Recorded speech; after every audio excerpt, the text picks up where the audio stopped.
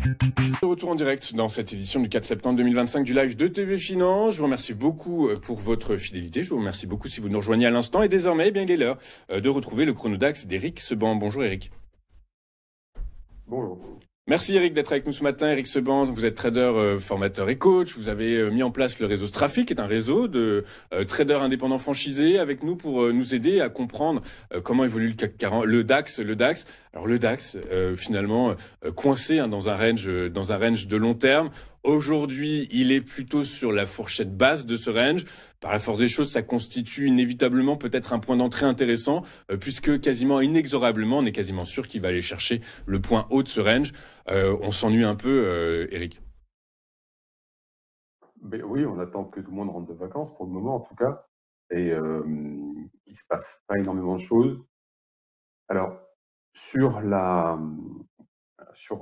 votre opinion qui est qu'on va obligatoirement remonter dans le haut du range, je vais peut-être un peu la nuancer. Disons qu'on a une très bonne probabilité que ça se produise.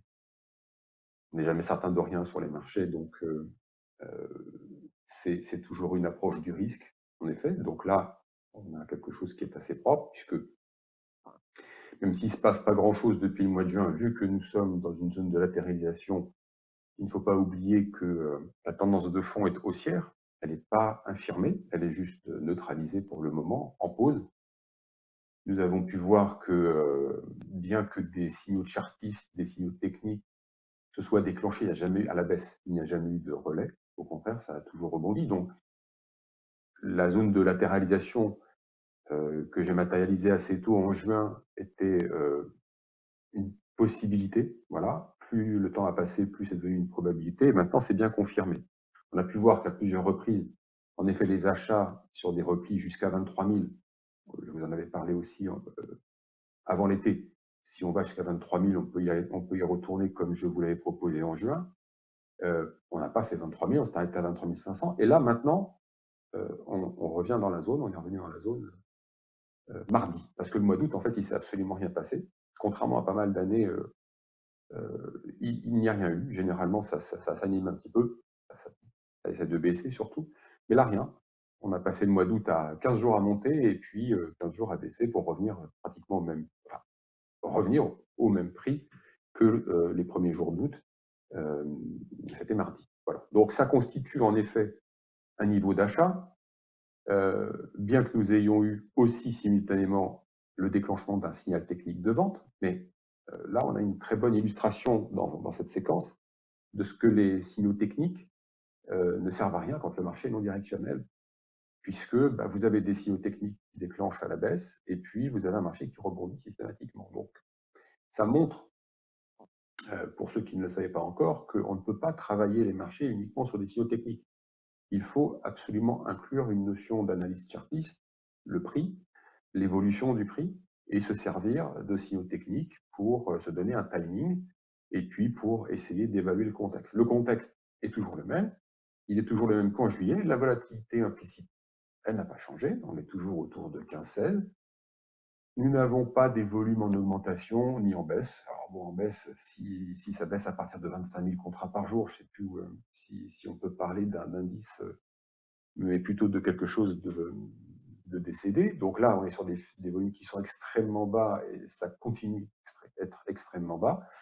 On n'a pas pris d'extension haussière, on n'a pas essayé de baisser. Le contexte est exactement le même. On peut regarder le graphique pour s'apercevoir en effet que sur le plan de l'évolution du prix, ça n'a pas changé non plus. Donc, dans des circonstances comme celle-là, le contexte vous dit que toute tentative de baisse a été immédiatement contrecarrée, toute tentative haussière d'un cran plus haut pour l'instant n'est pas d'actualité. La tendance de fond, elle est haussière. Donc, en effet, quand on vient en double appui, comme c'est le cas actuellement dans une zone de latéralisation, eh bien, la probabilité de rebondir pour aller toucher le haut est la plus forte, ne serait-ce déjà parce que vous avez un manque d'idées criant dans le marché.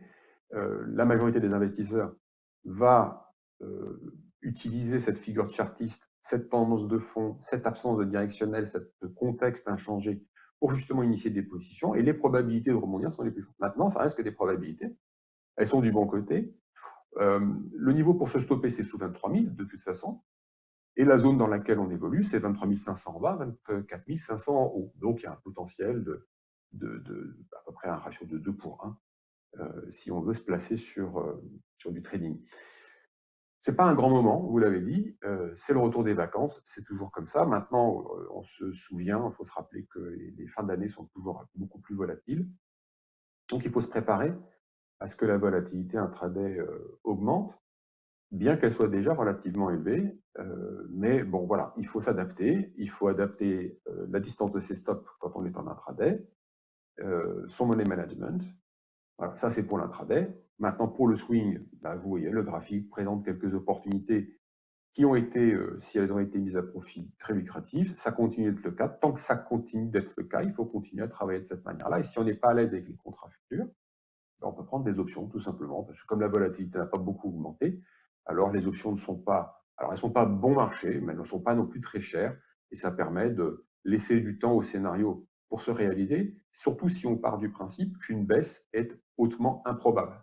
Si on achète des calls, là, on peut avoir un trou d'air rapide, voir ce qu'on a déjà vu à plusieurs reprises, à savoir un rebond. Et comme justement on a du temps, on n'est pas embêté comme avec des contrats futurs où il faut surveiller sa marge et ainsi de suite, où les émotions sont un peu plus violentes, on va dire.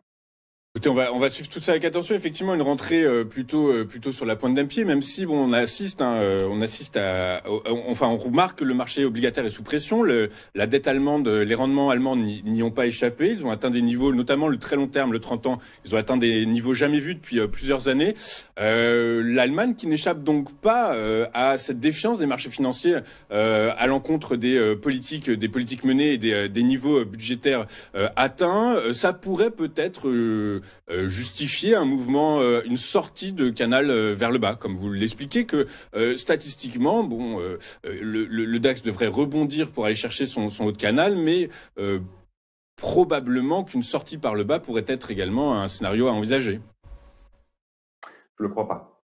Je ne le crois pas. Encore une fois, les probabilités sont plutôt du côté d'un rebond, un énième rebond et une poursuite de la latéralisation. Je pense que en effet, il y a les politiques qui, bon, voilà, ont des conséquences sur le plan monétaire, obligataire, sur les taux. Et puis, il y a les entreprises. Les entreprises ne se portent pas si mal, finalement. Elles ont été contraintes de prendre des décisions. Pour l'instant, les marchés sont plutôt du côté voient le verre à moitié plein plutôt qu'à moitié vide. Les entrepreneurs, ils ont tous été obligés de s'adapter à l'incertitude dans laquelle on est plongé depuis le début de l'année. Donc, ils ont pris des mesures. Ils n'attendent pas après les politiques, et de ce point de vue, ils ont bien raison. De toute façon, c'est quoi? C'est un peu plus d'incertitude dans un océan d'incertitude. Alors, ils font leur boulot, puis voilà, ils prennent des décisions et essayent de mener leur entreprise du mieux possible en essayant quand même de faire de la croissance, tout en sachant que voilà, ils ont des risques auxquels il faudra faire face à un moment. Alors, les risques, ils sont de différentes natures, hein, mais il y a plein de façons de couvrir des risques. Alors, évidemment, tous les risques ne peuvent pas se couvrir, mais ils vont de l'avant. Donc, je ne pense pas que les décisions politiques actuelles vont précipiter les entreprises dans le marasme. Je ne le crois pas. Je pense qu'ils font leur vie et je n'ai pas tort. Ok, bah écoutez, on verra, on va scruter tout ça avec attention. Merci beaucoup, Eric, d'avoir été avec nous ce matin. Eric Seban, trader, formateur et coach. Vous avez également mis en place le réseau Strafi, qui est un réseau de traders indépendants franchisés. Merci beaucoup. Je vous souhaite une excellente semaine et on se retrouve la semaine prochaine. Nous, on marque une courte page de publicité. On se retrouve juste après avec les Market Movers de Richard Morin, tout de suite sur TV Finance.